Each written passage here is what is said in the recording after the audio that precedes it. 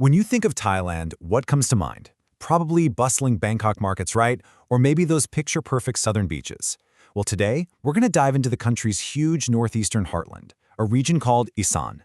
We're going to unpack a story about how a huge crisis could be paving the way for a whole new way to travel. Okay, let me just ask you this. What if the money you spent on your trip didn't just vanish into some big corporate bank account? What if instead it directly fueled the local economy, actually supported families, and helped preserve a unique culture? That's the big idea we're exploring today. So let's get our bearings. Isan is this massive plateau in northeastern Thailand, right up against the Mekong River. It is so rich in history and culture, but honestly, it's often been kind of overlooked in the country's big tourism boom. And now it's at a really crucial turning point. And that brings us to the core of the problem, what you could call the tourism paradox. See, before the pandemic, tourism was a huge industry in Isan, but the people who actually lived there, they saw almost none of the benefits. So where was all that money going?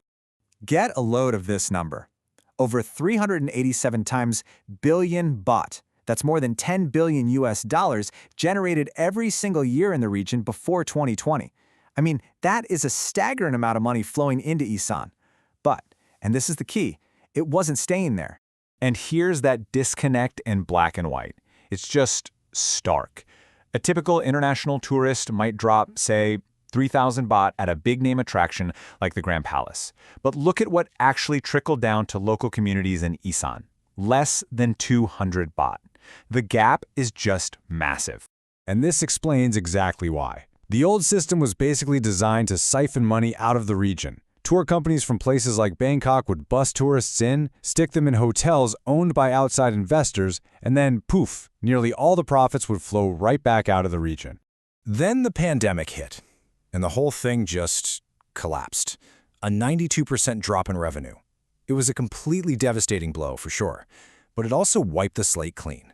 It created this, once-in-a-generation opportunity to build something totally new and better. So, with that old broken model gone, what was at stake? What makes Isan so special anyway? Well, it turns out the region is an absolute treasure trove of culture and natural beauty that most travelers have never even heard of. The variety is just incredible. In Buri Ram, you've got this magnificent Khmer-style castle ruin. In Chayapum, you can find these ancient, almost alien-looking rock formations they call Thailand Stonehenge. Nakhon Ratchasima is a hub for wellness with rare herbs, while Nakhon Phanom is a major spiritual center on the Mekong. And that is barely scratching the surface. And the journey just keeps going. You can explore the unique river life in Mukdahan, visit these huge farms in Sakor Nakhon, where they harvest giant lotus roots for local dishes, or find spiritual learning sites in Roi Et.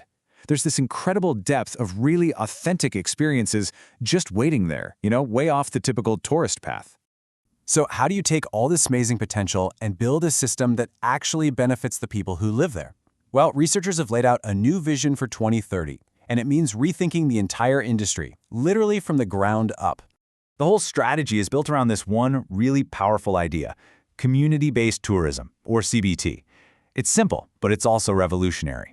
Instead of outsiders calling all the shots, the local residents themselves own and manage the tourism experience.